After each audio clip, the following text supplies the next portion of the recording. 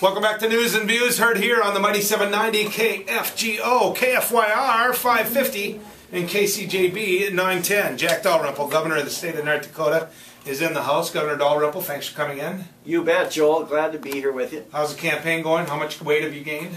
The campaign is going fine, thank you, but it's very busy out there. Between the flood recovery and the oil impacts and having a campaign at the same time, believe me, it's a full schedule. What district has the best cookies? Well, You're going to get in trouble if you answer that. I'm going to get in trouble with everybody, Exactly. But actually I kind of like the Comfort Inn up in Devil's Lake that has them out on the counter fresh baked all the time. I'm a big Comfort Inn fan. The one in Bismarck is my home. Governor, let's talk about some meat and potato issues here. In your short time as governor, it isn't as though things haven't been thrown at you. I mean, you got the flood in Bismarck. You've got the flood in Minot. The folks in Minot are starting to rip their hair out. They're seeing what's headed their way this spring. Fortunately, they had somewhat of an open winter so they can continue along this process of healing. But you know, you've got a diversion around the Fargo-Moorhead area here that has people upset on different sides of this aisle. You know, Devil's Lake, we're still, all these years later, talking about Devil's Lake, and yet we haven't even touched upon the oil patch itself and that infrastructure. Can North Dakota meet the demands? Because I believe that Measure 2 is here because the legislature has not put to adequate use the funds that they had. Your budget, will it reflect that if you're reelected as governor? Will you have a much more aggressive budget to put to that legislature so that Measure 2s really aren't even an option?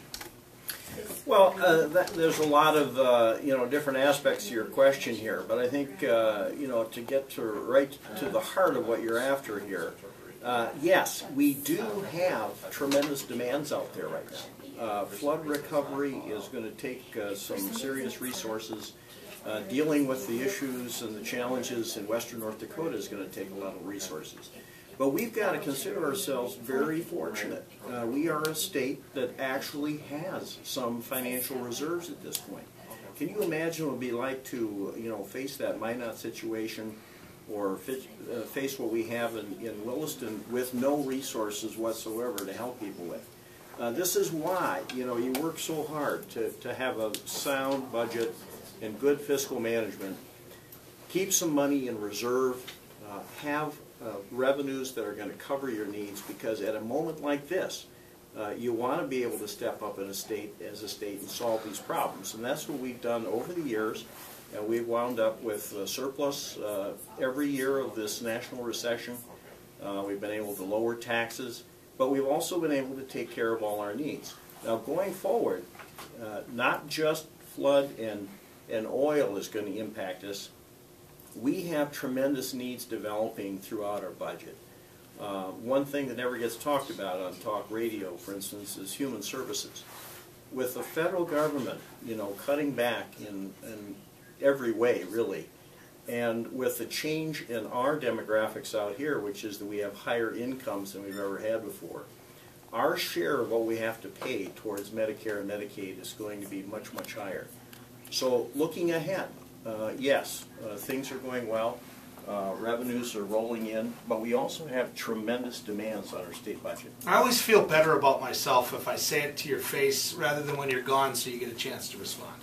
But I believe that it has been a recipe of your predecessor, John Hoeven, to run under the auspice of, hey, I look at the great job I did, look how much money I have in the bank. I hear a little bit of that in your response now, and I'm not trying to be critical. It's been a winning strategy, but I believe it was the genesis of Measure 2, that the Measure 2 proponents believe that, hey, we're bankrolling all this money, we've got money in the bank, we're not doing anything with it anyway, so my property taxes have continually rose, and when they did rise, when the governor and the legislature reduced them through education, my evaluations went up on me anyway. So here I sat with these higher property taxes at a time when the state's got money sticking out of its ears. So in a way, isn't this Measure 2 really kind of coming back to roost? Well, it does, help their argument. I'll give you that. They can point to our state budget and say, hey, it's in plenty good shape, so we can, do something radical here. But from being an appropriations guy all those years, that this forecasting, is really very tricky. We have a biennial budget, so you're looking ahead all the time, basically about 3 years in terms of the needs that you're going to have. We've had reserves that I think are prudent, but I don't think they've been excessive. But then when the economy does much better than people expected, you've got a 2.5-year period in which the revenues are exceeding the forecast, and that begins to accumulate into a pretty large number. That's one thing that you would rather have than have the opposite, which is have the revenues. I don't dispute that. That isn't, and I hope you understand the premise of my question. You sound like you do, but to me, that's the fuel that's empowering Measure 2, and I think both of us agree. Are you going to vote for Measure 2? No, I'm not. I think it's simply not workable as a solution. What we've got to tell everybody is that we get it in state government that people would like to have their real estate taxes, their property taxes go down. There's absolutely no question that property taxes are the least popular tax of all the tax types that we have. And as valuations rise throughout the state on all types of property, people are saying, why do they need all this money? It appears that my tax bill is going up every year just because they say my property is worth more. That's why we have attacked this from the state level and actually paid for a mill levy buy-down on education. 75 mil buy-down translated into $400 million lower property tax each biennium. And that's how we've tried to help with the property tax issue. Does that mean the state is paying a larger share of the cost of education? Yes, it does. We're accepting that. Our goal was always 70% anyway. When you and I were working together in the legislature, we were trying to get. We knew it was unattainable then. We were writing 95% budgets then because we didn't have this oil windfall. But when it comes back, and I appreciate you saying you're not going to vote for Measure 2 unless they can convince me otherwise. They don't have my vote as well. But Governor, are you fearful that it's going to pass?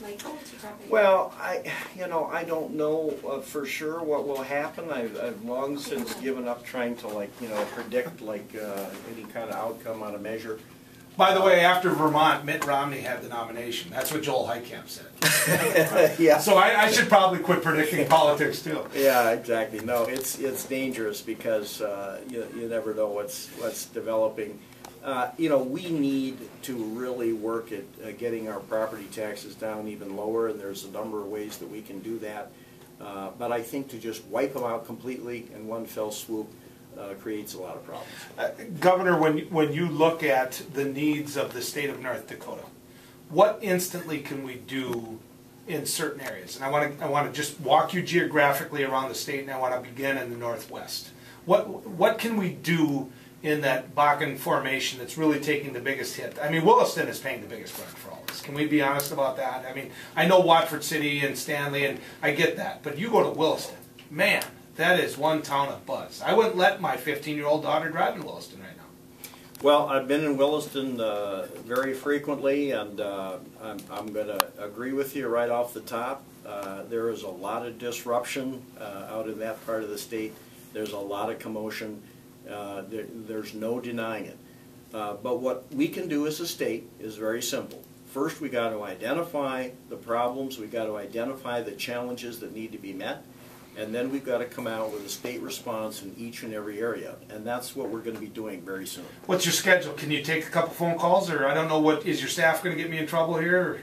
No, that's fine. Can you hang around a little bit longer? Yeah, sure. Governor, I'm trying not to hang them out to dry here. If you've got to go, I understand. You've got a schedule as well. When we come back, Governor Jack Dalrymple.